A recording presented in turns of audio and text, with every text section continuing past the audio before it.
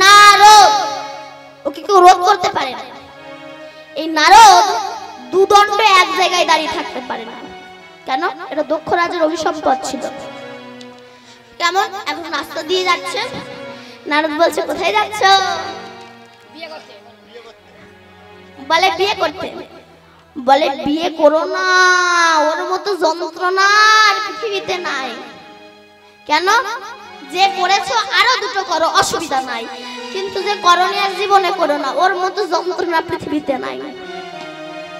কেন? আটল চেনেন মা? আটল মা যখন ঢোকে লেজ নাড়াতে নাড়াতে ঢোকে। ও জানে না আমি কোথায় যাচ্ছি, আমার পরিণতি কি হবে। তোমার ছাল ছাড়িয়ে ভেজে খাবে। সংসারটা ঠিক এমনই গো মা। এই নারদ একদিন কৃষ্ণকে জিজ্ঞাসা করেছিল, আচ্ছা কৃষ্ণ বলো তো, এই জগতে মানুষ তো বউ পাগল হয় কেন?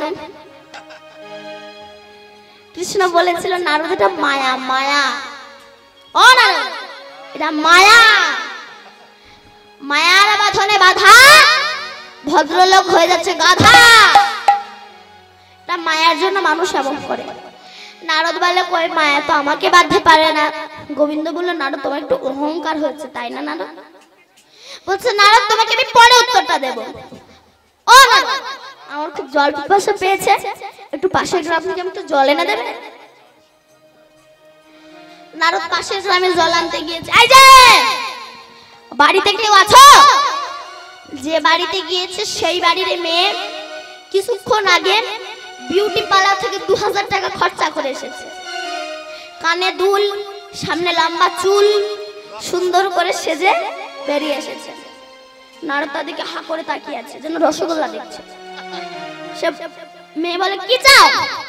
বলে কিছু চাই না, শুধু তোমাকে বিয়ে করতে চাই। দেখুন মায়া, মায়া এমনই একটা জিনিস। বিয়ে করেছে, দুটো বাচ্চা হয়েছে, এখন আধার কার্ড করেছে, রেশন কার্ড করেছে, ভোটার কার্ড করেছে, আর কি কার্ড হয় সব করেছে, রেশনের চালও তুলছে, ভালোই দিন যাচ্ছে। এইবার গোবিন্দ ভাবলো নারদকে যে ফিরিয়ে আনতে হবে। ভীষণ ঝড়ে বৃষ্টি, যে ঝড়ে একেবারে বাড়ি ঘরটা সব উড়ে গিয়েছে। এবার বন্যায় ভেসে যাচ্ছে। নারদ কি করেছে? দুই বাচ্চাকে দুই কোলে নিয়েছে, বউকে নিয়েছে কাঁধে। একটা করে স্রোত আসে, একটা করে বাচ্চা ভেসে চলে যায়। নারদের বউ বলে, স্বামী আমাদের দুটো সন্তানই চলে গেল। বলে তুই ঠিক থাকলে সব ঠিক থাকবে, গাছ থাকলে আবার ফল হবে, তুই ঠিক থাক। এবার এমন একটা স্রোত দিয়েছে, সব বউও ভেসে চলে গেছে।